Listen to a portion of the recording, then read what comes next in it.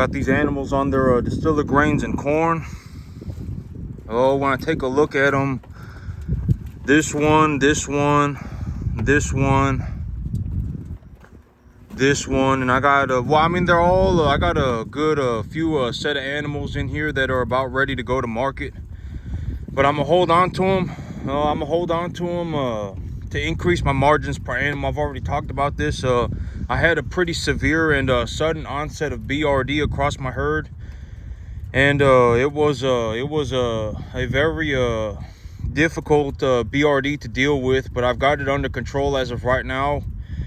And okay, so I'm gonna talk about my numbers. So I'm gonna talk about numbers this morning. We're gonna talk about numbers. Okay, so when I take an animal from 200 pounds, let's say I just hit all of my benchmarks. I purchased a number 1 to 1.5 type medium large. If you take a look at my herd, if you take a look across the herd, I would say about 90% of my animals are number 1 to 1.5 type medium large frame. That's usually what I end up with. You know, I don't go buy straight number 1 cattle. I don't buy straight plainer cattle. Usually I end up with about 90% number 1 to 1.5 type medium large frame, and that's good enough for me. I budget accordingly. I budget the money accordingly. And if you take a look across the herd, you're going to see that 90% of these animals are number 1 to 1.5 type medium large frame. And so when I talk about my numbers, okay, here's the thing. Right now the target weight for market is the target weight is 650, and so I'm gonna hold on to them a little longer. They're not at 650 yet. I would say that they're probably gonna hit the scale at about 550. And so I really want to, you know, these several animals that I was pointing out, they're probably going to hit the scale on the average at above about 550. Like this animal right here, if you want to take a look at one of the a couple of the animals that are going to be going to market, here are 2 of the animals right here, 2 of the next ones that are going. And if you take a look at them, I would say that they're going to hit the scale at about 550, maybe about 5 1/4, 550. I would say 550. And so I want to get them up to 650, and when I take them up to 650, so take a look at this animal, okay? And I'm going to ask the question. You see these 2 animals right here? They're roughly the same type of animal, right? Big-eared, some kind of a beef animal. Got big ears on them. They just about look the same. Their coat's just a different color. They're essentially, effectively the same animal. They're probably going to be within 5% weight of each other. And so what do you expect I will get on this animal per pound and for total price? Right now, if I took them to market, what do you think I will get? And then I will give you my answer. And I got a bunch of flies on them. I got to spray them down, but my spray bottle's broken. So what do you think I'm going to get? And then I'll give you my answer. And so this animal right here, I believe this black one, she's going to weigh about 550. And I would say that I'm going to get probably about, I would say I'd probably get about 1,200 on her right now. I would probably get about 1,200. That's what I would anticipate that I get on her right now. And so when I take her up to 650, when I put an extra 100 pounds on her, I would think that I get probably about maybe about 1,350 or so, something like that. And so that's what I anticipate. And you know, that's my answer. And so I asked the question, you got a chance to answer it, and then I gave you my answer, and that's what I think. And so these animals, okay, so if I hit all of my benchmarks just right on the head, I take a real good look at them and I say, okay, you know what, right now I would anticipate that a majority of these animals are number 1 to 1.5 type medium large frame. The target weight for market is 650, and the feeder cattle market is going sideways at 235, 240. And I need to make this much per animal to make a profit and to, you know, do everything, hit all of my benchmarks. And also, when I go to the market to buy animals, I'm looking to buy 200-pound animals for the formula price, right? Depending on what the feeder cattle market is, I have a formula for what I pay per animal. And then I also, for that price, I'm looking to purchase this type of animal at, you know, and usually this type of animal will fall between a weight range of this and something else, right? But usually it's between 150 and 325. And so when I take a look at everything, and then I run all my numbers, if you really take a look at my numbers, okay, like let's say that on the average I make $1,400 per animal, right? Because I mean, like this animal right here, they're not I don't have all of my animals, well, 3 of the animals are big eared, but I got animals in here, some steers in here that will get some a higher dollar. They'll get a higher dollar for the animal. I'll get higher dollar for the animals, etc., etc. So let's just say 1,000. I don't want to do the math at 1,350. It's effectively 1,400. I mean, and even if I can't get 1,400 for them at 650, I'll raise them to 700. And if I get them to 700, I will get 1,400 for them. And so let's just say 1,400 just to make my life easy. I don't want to do the math at 1,350. If I take 5 cattle to market and I get $1,400 per animal, and I buy animals at $700 a piece, how many animals can I buy when I sell 5 calves? Right? I mean, do the math. I sell 5 calves. How many calves can I buy? I get 1,400 per calf, and I buy them for 700. Just do the math. Even I can do this math. If I sell 5, I can buy 10. Right? I mean, just do the math. It's very simple math. Even I can do it. Right? And so let's say in a realistic situation, when I take a look at everything that I am doing, for its entirety, how many calves do I need to bring home realistically a month? About 11 or 12. Why? Because I would anticipate that I have about a 15 to 20% death loss. That's about how the numbers always turn out. It doesn't matter. I could take my animals to the vet every single week, and I will still lose 15 to 20% of them. I can go on the internet and take a look at studies being done across the planet by PhD level individuals working for the government, and the death loss is still about 15-20%.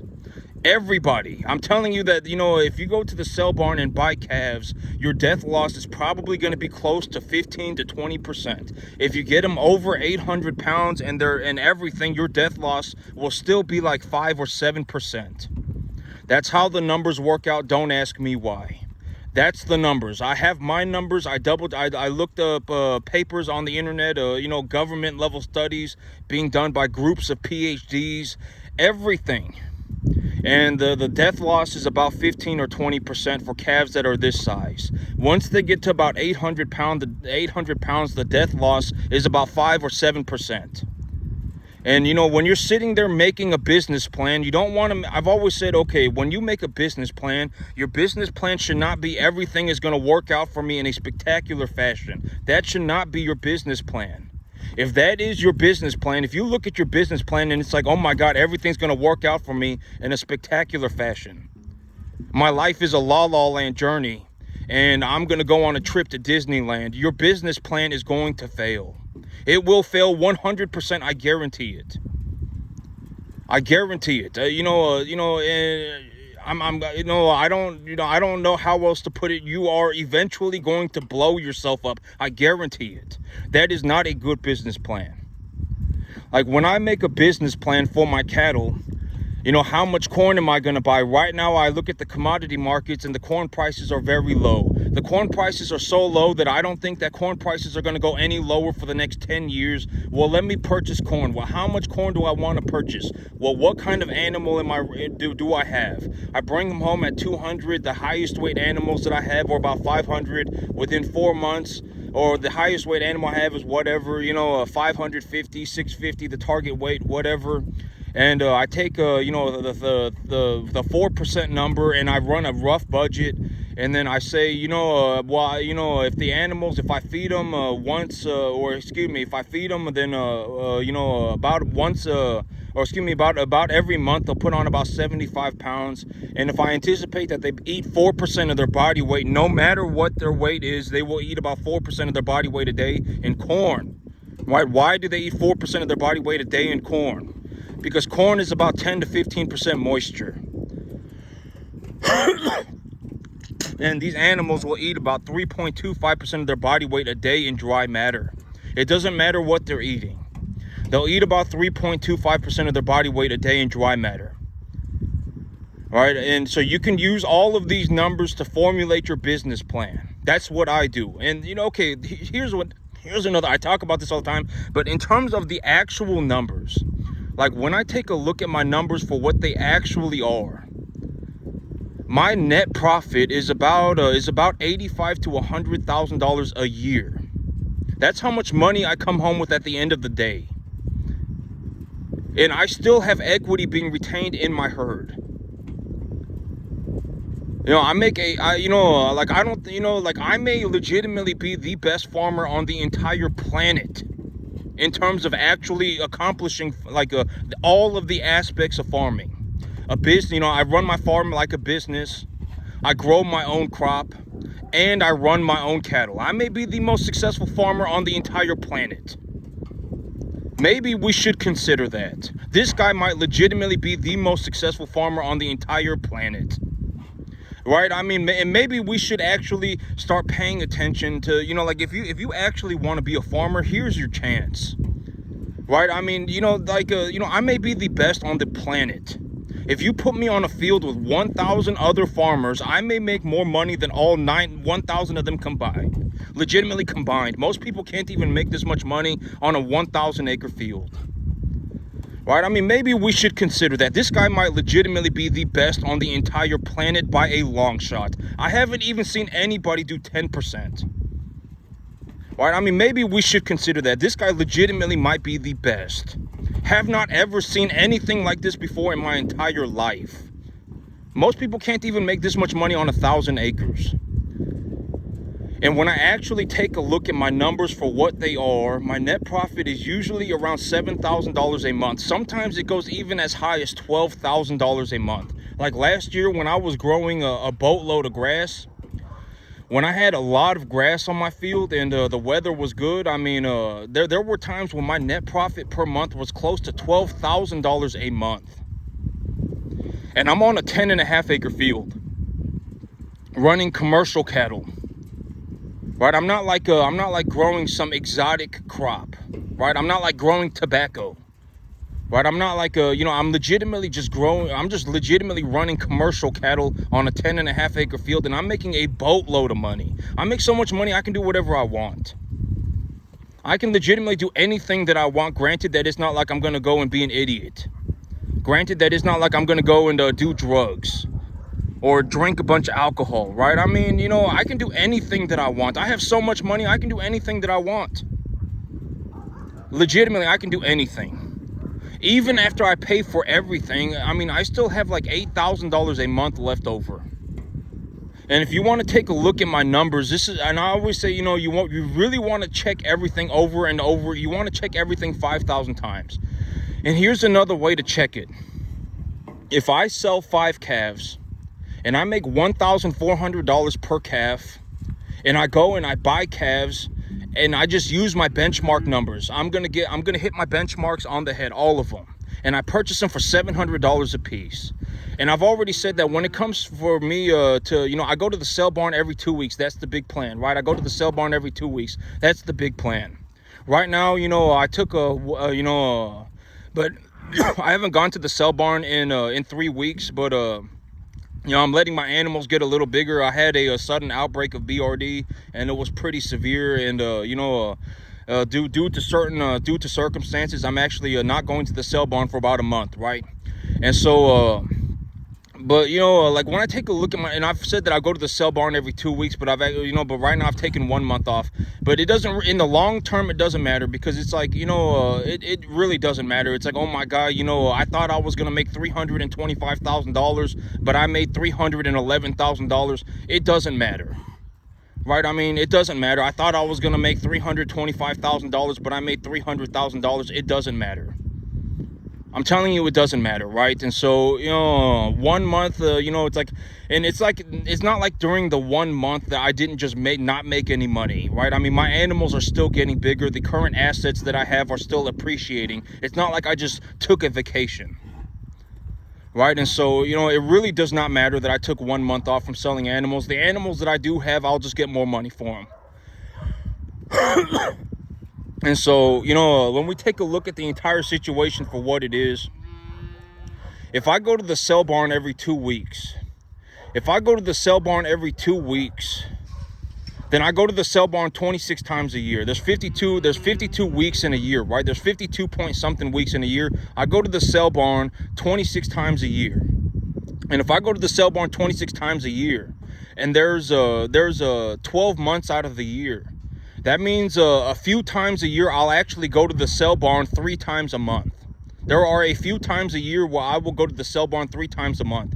And when I actually take a look at my numbers for what they are, like when I actually look at my bank account and figure out how much money am I actually making, it's usually somewhere between $85,000 and $100,000 a year of net profit. And I also generate equity in my herd. I would say that I make close to probably about it's probably like $250,000 a year. And I do, on this cattle farm, I probably make close to because, here's the thing. It's like me, I'm not even really pushing my farm up too fast. Because like if I really wanted to push my earnings, if I really wanted to put the gas on pushing my money up, like I wanted to make as much money as I could, I would be reinvesting everything that I made back into my herd. Like if I sold 10 calves and I got $1,400 for them, I would come home with like 18 calves. And then I would have $1,400 left over, and I could plant grass and buy food and whatever I wanted for them. Right? I mean, if I really wanted to push my profits up, I could push up my profits very fast. But I'm not doing that right now because I'm taking my profits and buying myself more land. Right? And I've talked about this. What am I doing right now? I'm taking my profits and I'm buying more land. Right? That's what I'm doing right now. But if I wanted to push up my profits very quickly, I could. And I could do it very rapidly. I could easily push myself up to probably about $400,000 a year. I could probably double my income very fast if I felt like it. But right now, and I do feel like doing it. It's just I'm buying myself more land. Once I've bought myself more land, I can run more cattle. And when I run more cattle, I'll make more money. And I wanted to talk about this too. But me, I make such a boatload of money running these cattle that I talk about this all the time, but I can do anything that I want, short of being an idiot. Right? Should I go on a mystical, magical adventure? No, I should not. Right? I mean, should I come up with some worthless scheme? No, I should not. Right? I mean, should I go and start doing a bunch of drugs? No, I should not. Should I start going and drinking a bunch of alcohol? No, I should not. Right? But if I want to run 500 cattle, then I can go and run 500 cattle. If I want to run 1,000 cattle, I can go and run 1,000 cattle. It's irrelevant.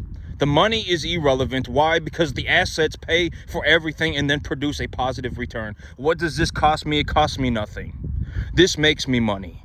And when I take a look at how much money am I making on the average every single year, I make about $85,000 to $100,000 a year of net profit income. Right? And so, I mean, and when we take a look at this for what it actually is, I might actually be the most successful farmer on the entire planet. By a long shot. I have not seen anyone even do 10%. And I'm telling you, if you do not, if you actually, let's say that there probably is a certain portion of you that actually want to become a farmer, and you're watching these videos because you're actually, you're actually watching this because you want to become a farmer. And I'm telling you, you're going to have to, get after it. I mean, you have to start getting experience. You cannot just watch me and expect to just magically absorb everything like this. You're not going to be able, you have to start practicing. And I'm telling you, even if you work every single day, like I did, if you do that, even if you live where you work and you work 7 days a week, and even if you did what I did, it still took me almost 15 years. It still took me I didn't even get paid until my 13th year. Right? I mean, I'm telling you, it's going to be almost impossible. I have not seen anyone even get to the 10% mark yet. And I might legitimately be the most successful farmer on the entire planet. By a long shot. I mean, I have not seen anyone even get close. Not even 10%. And when you actually go and try and learn how to farm, I'm telling you, farming is going to be the hardest thing that you can ever imagine. You want to learn how to run a business, grow grass, run cattle, and not be an idiot, it's going to be almost impossible. Almost impossible. I'm telling you, I mean, it's going to take a long time. Minimum, I would say minimum, if you're smart and, granted that when I got started, nobody did this for me. Nobody showed up and was like, you know what, I'm a farmer. I make so much money farming. I can do whatever I want. And I figured that I'm just going to make videos showing people what I do, because why not? I make so much money. I can do anything that I want. Anything. I mean, if I want to go and buy more land, I'll go and buy. If I want to buy a new tractor, I'll buy a new tractor. If I want to go and buy 1,000 cattle, I'll go and buy 1,000 cattle. I can do and I will still have tens of thousands of dollars left over. And I can legitimately do anything that I want. Anything. That's how much money I make farming. I can do anything. And when I got started, nobody did this for me.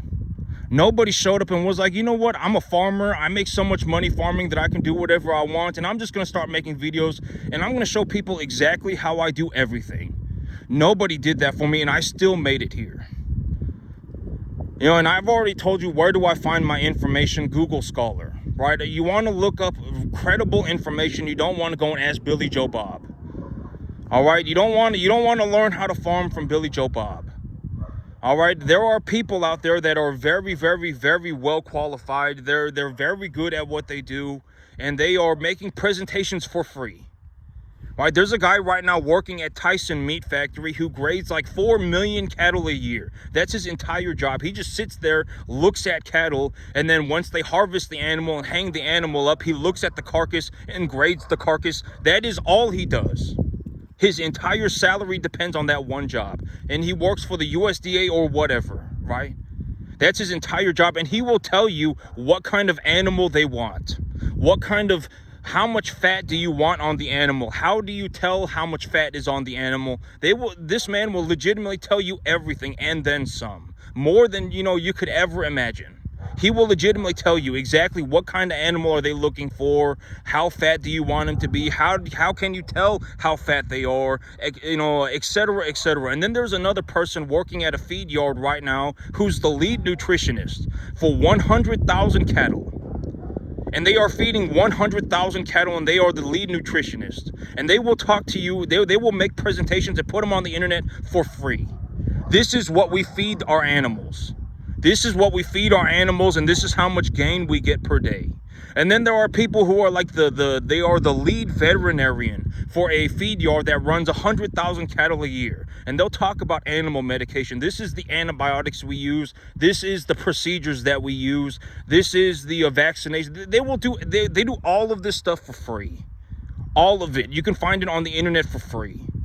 Right? Even if you want to learn how to run a cattle business, I mean, even this is on the internet for free. I don't get paid anything for doing this.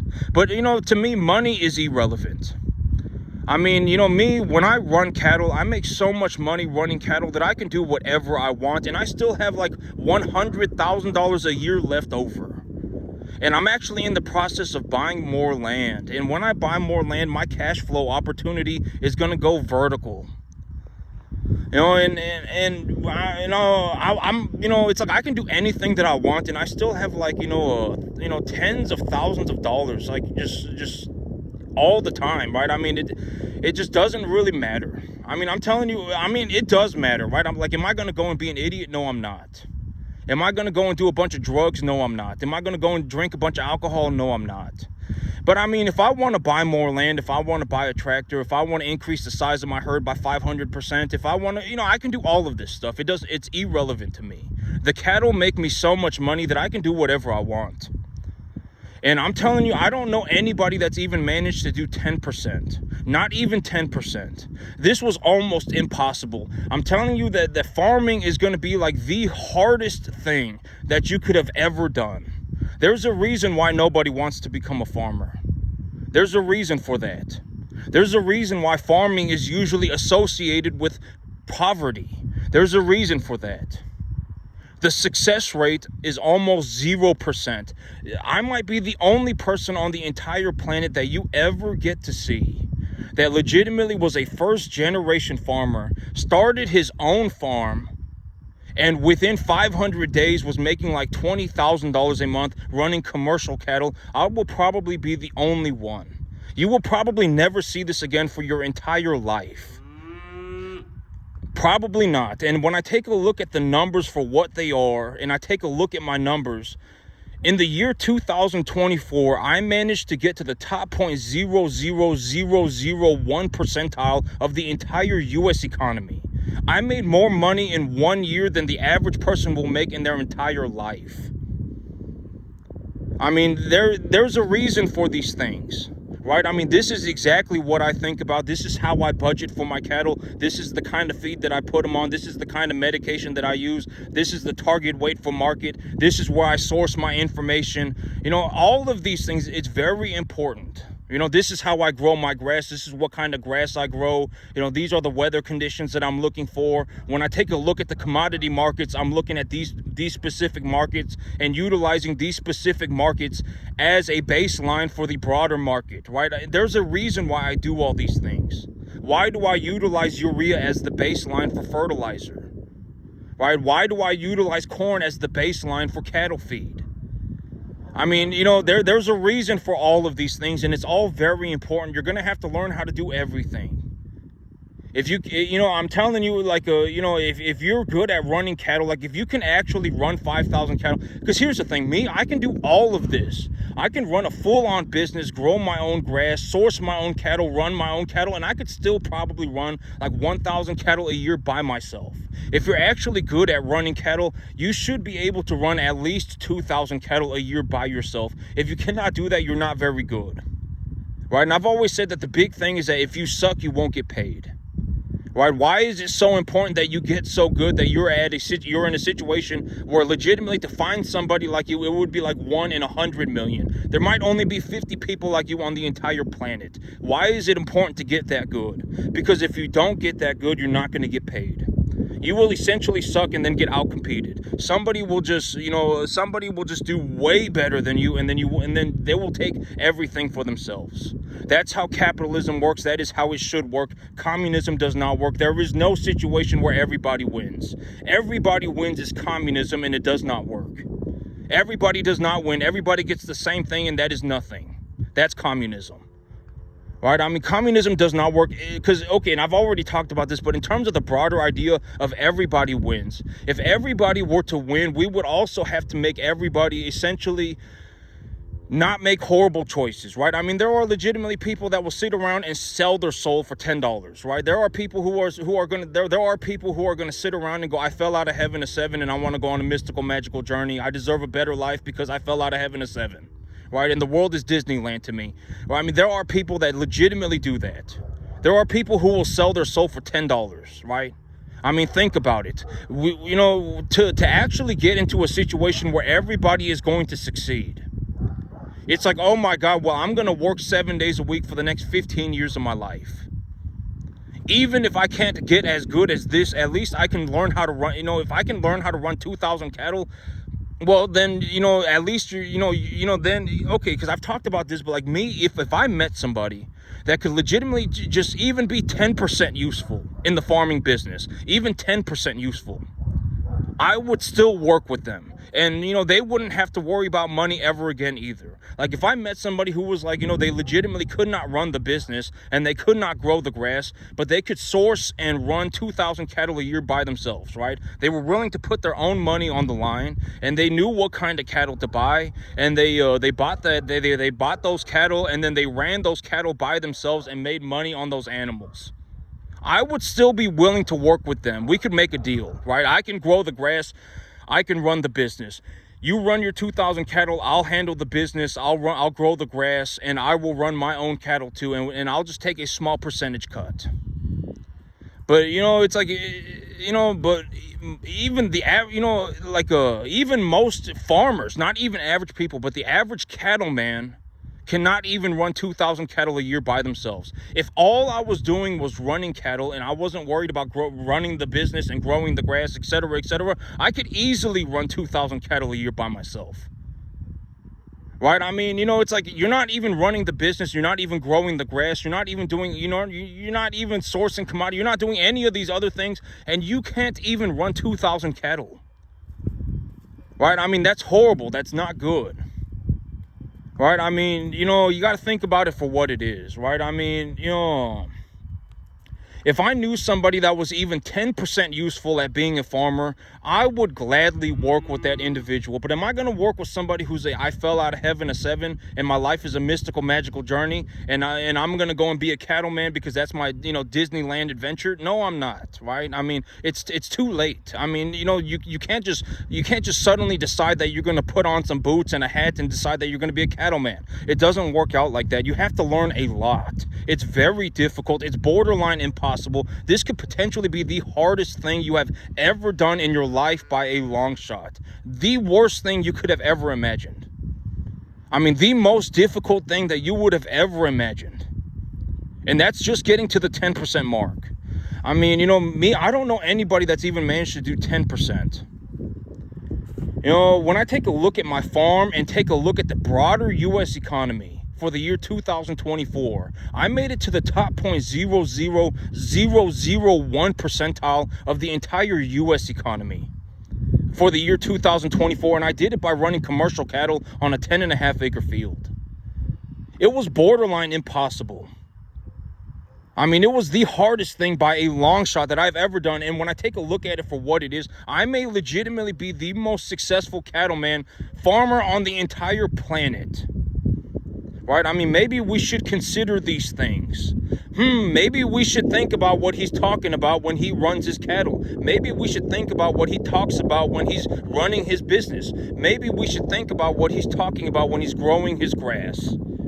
Maybe we should think about what he's talking about when he's investing in his commodities. Maybe we should think about what he's talking about when he's running, you know, whatever, his business plan, whatever it may be, right? I mean, there's a reason why I make so much money running these cattle. At the end of the day, the proof is in the pudding. I make a boatload of money running these cattle, a boatload of money to such a degree that I can do anything that I want, anything. Maybe there's a reason for that. Maybe we should actually start paying attention to what he's saying. Maybe this guy is actually extremely useful, right? I mean, maybe we should think about it. I made more money in 1 year than most people make in their entire life. If you put me in a room with 100 people, there is a very real possibility that I made more money than all 100 people combined. And I did it doing the most difficult work you could ever imagine. Farming is almost impossible. Nobody wants to do it. It is like the most difficult thing you could ever imagine doing. And I managed to get to the very top of the overall economy, nearly the very top of the overall economy, by starting my own cattle farm on a 10.5 acre field. Maybe there's a reason for that. Right? Maybe we should take a look at what this guy's doing. This guy is obviously very successful.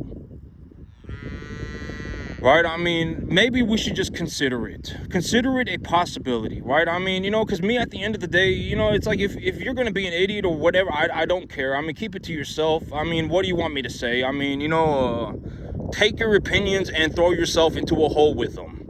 I mean, you know, if you're going to be an idiot, go and be an idiot. I've always said, if you're going to be poor, go and be poor by yourself. Right? You know, the worst thing you can do as a poor person is not be poor, but turn other people poor. Right? There's a reason you're poor. I'm not saying broke, but legitimately poor. If you, by some miracle of God, by some miracle, you have actually managed to turn yourself from a poor person into a broke person, it would be a miracle. I guarantee it would be a miracle, and I'm very happy for you. I'm very glad that it happened. I'm being completely sincere. I'm being 100% honest. I'm being completely sincere. If I had the choice between seeing everybody fail and everybody succeed, I would choose to see everybody succeed. I don't sit around and just wait for people to fail. I don't do that. That's a waste of time. Me, I've got better things to do. I got to run my cattle. I got to look for real estate. I got to buy more land. You know, I got to feed my cattle. I got to, you know, give them the medications. I got a lot of things to do. I'm not going to sit around doing nothing, hoping that other people fail. I'm not going to be sitting there going, oh my God, I fell out of heaven a 7. You know, I'm not going to, that's not me. right? But if you somehow by some miracle have actually managed to turn yourself from a poor person into a broke person, it is not hard to fix being broke. If you're broke, you can fix that in 6 months. It's not difficult. You just start accumulating assets. What kind of assets do you accumulate? Tax deductible and equitable. Something that you can appreciate over a long, knowledgeably appreciate. It can be anything. Check everything 5,000 times, right? Go and buy your, whatever the asset is, right? I mean, it could even be stock. I mean, if you know how to look through stocks and check the balance sheet of businesses, etc., and you know how to look at these things, and then whatever it may be, right? As long as you can knowledgeably appreciate the value of your asset and your asset is tax deductible, then start investing in it. And when you start investing in it, that is how you become not broke. I've already said that the chances of anybody, if you've somehow managed to turn yourself from a poor person into a broke person, that already is a miracle. Almost always, if you're legitimately poor, you're not broke, but you're legitimately poor, the chances of you saving a poor person is almost 0%. You're probably going to die that way. There's almost 0%. I mean, the damage has been done. You're already poor. You're not broke. You're legitimately poor. The damage has been done. It's almost always a death sentence. You're almost always going to be stuck like that forever. But if by some miracle you have actually managed to turn yourself from a poor person into a broke person, how do you go from a broke person to a not broke person? You find yourself a tax-deductible asset that you can appreciate profitably. Congratulations, now you're not broke anymore. Now you're in a situation like me. You can do whatever you want, and the money is no longer it just doesn't, even after I pay for everything, I still have like $85,000 a year left over, $100,000 a year left over. When I get my new farm squared away and everything going, I mean, my cash flow is going to go vertical. I would not be surprised if my net worth goes over 10 million within 1 year. Legitimately. I mean, I've already accumulated almost over like $2 million over the last 500 days. I mean, in terms of total equitable assets and everything, I mean, cash flow and equitable assets, I mean, I've already generated over $2 million in like the last 500 days, and I managed to do it by running commercial cattle on a 10.5 acre field. Right? I mean, it was borderline impossible. When I take a look at my numbers, I may honestly be the most successful farmer on the entire planet. Maybe there's a reason for that. Right? Maybe we should consider that this is a guy who legitimately did the hardest work you could ever imagine. And did so well at it that he legitimately mopped the floor with everybody. Maybe we should consider that, right? This guy might legitimately be so good, I mean, that there are only like 50 people on the entire planet out of like several billion people. There are only like 50 people on the entire planet that can do what he does. And if that, I mean, I haven't seen anybody to this day, not even one person. I haven't even seen one person get to the 10% mark. Not even one. And so, I may honestly be the most successful farmer on the entire planet. I may legitimately be. This might be your only chance to ever see what this looks like. What does a man, what does a human being that runs cattle at this level, what does he think about? What does he think about when he's growing his grass? What does he do when he's running his business? What does he think about when he's about to invest in commodities? All of this stuff. This might be your only chance to see it. But if you're poor and you somehow by some miracle have actually turned yourself from poor into being broke, from going to broke to not broke is not very difficult. You just start investing into a tax-deductible asset. You find a tax-deductible asset that you understand and that you can appreciate knowledgeably. You've taken a look at it. You've checked everything 5,000 times, and then boom, and there you go. Now you're not broke anymore. Even if I lost everything tomorrow, I would only be broke for like 6 months. And then within 6 months, because I would start running cattle again. And when I start running cattle, I essentially make so much money running cattle that I can do whatever I want. Anything. Even after I pay for everything, I still have like hundreds of thousands of dollars left over. Maybe there's a reason for that. Maybe we should consider that, right? I mean, this is actual reality. This is not some Disneyland adventure. This is not some La La Land journey. Maybe there's a reason why this guy is so successful financially. Maybe there's a reason for it. Maybe we should consider that. This guy might legitimately be the most successful farmer on the entire planet. And farming is one of the hardest things you could ever imagine doing. It's almost borderline impossible. The chances of succeeding are almost 0%. Nearly 0%. I haven't seen one person even manage to do 10%. Maybe we should think about that. But that's it for me today, YouTube. Y'all have a good one.